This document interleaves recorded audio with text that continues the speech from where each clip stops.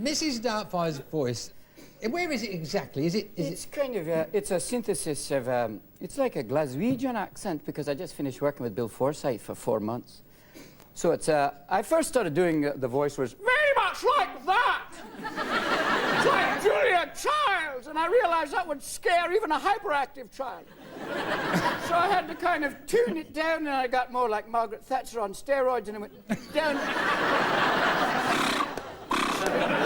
And then I slowly but surely kind of took a little bit of Bill Forsyth and a little bit of this costume designer who's this wonderful sweet lady named Merritt, and combined them and got this gentle, gentle voice of Mrs. Doubtfire, who can still say, "Get away!" It was gentle. Oh, she's nourishing. She could breastfeed an entire football team. Are they here? All right, Mum, go in the game. There you go, Tommy. Now score. Yes, right. Go for it. You have never, obviously, in your entire life, had any problems with voices. I mean, even in the movie, there's a lot... I hear them, yeah. You hear them? I'm almost done. I know. Voices, yeah. I mean, no, I mean, like there's that lovely scene where Dad, that's you as Dad and not Mr. Doubtfire, kind of is left alone with the dinosaurs on that TV show, and you were using the dinosaurs with voices, and you were putting like a kind of a characterization, kind of Viva Jurassic, you know. Or a Tyrannosaurus line. One incredible sensation. Different things. I mean, the voices... Started as a kid, though, didn't it? I mean, I'm told you used to play with soldiers and little voice and all this sort of stuff. Well, as an only child, it was just me and the puppet. So it's like... What shall we do today, Lumpy? Have you been choking me again? Ah, the little pirate's asleep.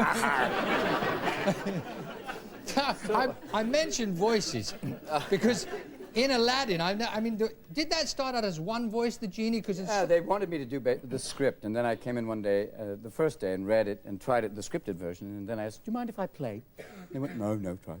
And I just went off and did everything I knew, and it was great because I did about I don't know how many. Did they just let you run riot? Oh, big time. There's 30 hours of stuff that they eventually condensed.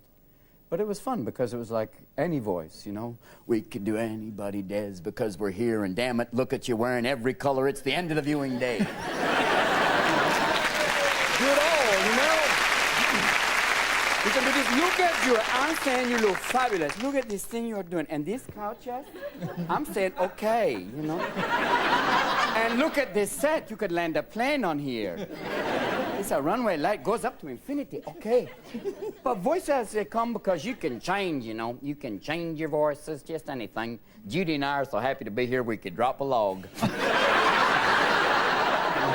That whole thing, you know. There's all sorts of voices, and it's all right, you know. You do voices like here in London. There's so many to hear. It's great, really. It's wonderful. You know that? Yeah, I know. Right, mate. Hello, Mark. Get over here, Mark.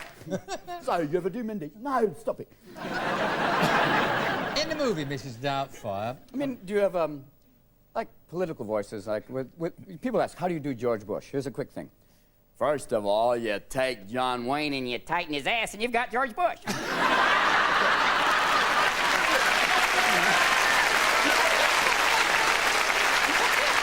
take a lot. You just tighten it right up there. And if you go even further, you just tighten it like that. You've got Ross Perot. You know, it's basically you cross a pit bull and Walter Brennan. Let me finish. Let me finish. It's a whole other thing. You know, that's what's fun about it. In the movie, you played what can only be described, I suppose, as for any kid as the perfect dad. I mean, he gives up everything just to be with those kids. How were you in real life as a dad? Did you change nappers? You got Zachary, Zelda, and Cody. Did you change nappers? Yeah, sometimes. It's a little rough because I don't know. Basically, you look at a baby. They're cherubs. How do they basically take mother's milk and turn it into toxic waste? You know? You know, it's very strange. You open it up and go, oh my God! And there's the dog sitting over in the corner going, put his face in it.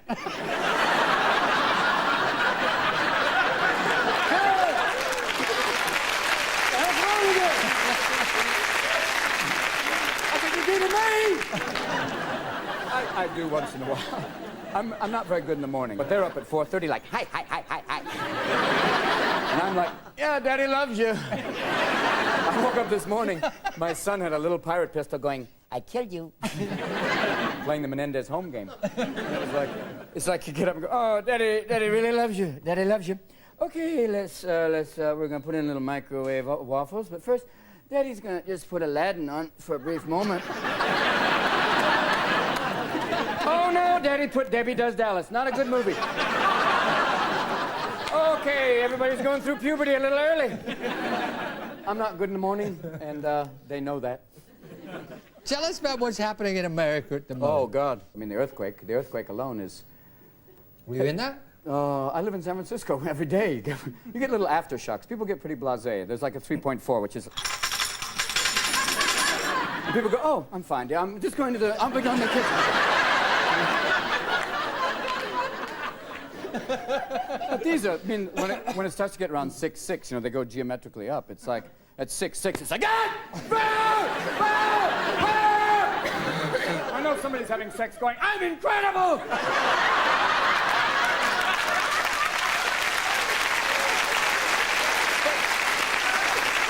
I mean, there's very few places. I think there's very few places you can really be safe. The only place I think is really safe during a major earthquake is near someone who's had a major facelift. You know? You have to find them because you know that's not going to fall. But it's a frightening thing because I think it's just God redecorating, you know? If there's any good side to things like earthquakes is that people suddenly drop all of the, you know, where's my fax machine? And simple things mean like water, air. And people start to take care of each other. I mean, that really happened. In San Francisco, the same thing happened. That crime goes down. I think crime in L.A. went down 80%. I think it's because they can't find their ammunition. Honey, if you say my 38! But it starts that people start to forget about, you know, everything else, and you're forced back to the bottom line of taking care of each other. It happens. And then people start to realize, you're my neighbor. I've been hooked up to the cable for 4 years. There's people. And who are you? I'm your son. Oh! I've been watching football for 10 years. But it suddenly starts to happen, which is if there is any good side to something like that, people start to band together and help. We do this thing called comic relief. And I just finished that about a week ago. And, you know, there's a huge homeless problem in America. And people say, yeah, it's just bums and winos. But then the truth is, it's a lot of families. And now, after this earthquake, it's a huge amount of families. And so it's people starting to have to take care of people on a you know, door-to-door basis or neighborhood basis, and then it builds. And that's where the random acts of kindness counteract the random acts of violence, you know? It's a strange thing. We're an armed nation. We're so well armed. You know, it's like, honey, I'm going to the store. Cover me. And I don't know how we get around that, except maybe we have all these nuclear weapons. We just split them up and give everybody one. You say if someone breaks into your house, you take out the block. Let me ask you, what do you make of us, the British? I love coming here because there's all these different things going on, you know?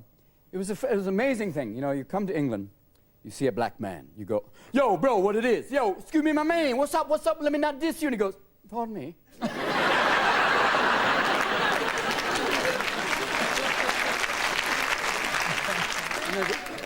Oh, tell him not to go that way, man. You've been pushing the boundary too long. But it's, Come over here and make a movie over here. I did. I made a movie called Being Human. It was great. The English crews are like I think some of the best in the world because they're so amazing. I think everybody who's in English army says, you know what I'm going to do now? Make movies. It's right. Because you have, you know, first ADs who are like English officers. All right, Tom, we're going to be laying dolly track. And then we're going to get a two-shot. Do you understand? Now, this is a river full of snakes. I'll go, sir. Thank you, Thomas. River beer. There was a boom shadow. Sorry. But it's like, and in the crews, we had like, when we did this movie, Being Human, the crew was part Scottish, you had people, you know, English, everything, which is great. And I love working here because you're so genteel about it. That's lunch, and please do be quick. Thank you. Tea. Oh, there's Too tea. late, it's cold now. Too late, there it is. You got the Riddler coming up? Maybe. Batman? Yeah, if the script is good, I'll do that. Oh, that's not fixed. We heard that was It's fixed. not fixed. Oh. Set. Oh, good. Thanks. Contracted. Yeah, not yet. And you got another movie coming up where you play about another 3 or 4 or 5 parts. Am I right there? That's the movie Being Human, the one that Bill Forsyth directed. It's 5 parts. over 5,000 years, and they're all named Hector. I can see you going, that should be good, really. Can't wait to see that one. Yeah. There'll be more than that. Listen, I know you had a busy schedule. Good luck with the movie. Not that that's going to need it. This is Doubtfire. Take the family. Thanks. Robin Williams, ladies and gentlemen. Thank you, Robin.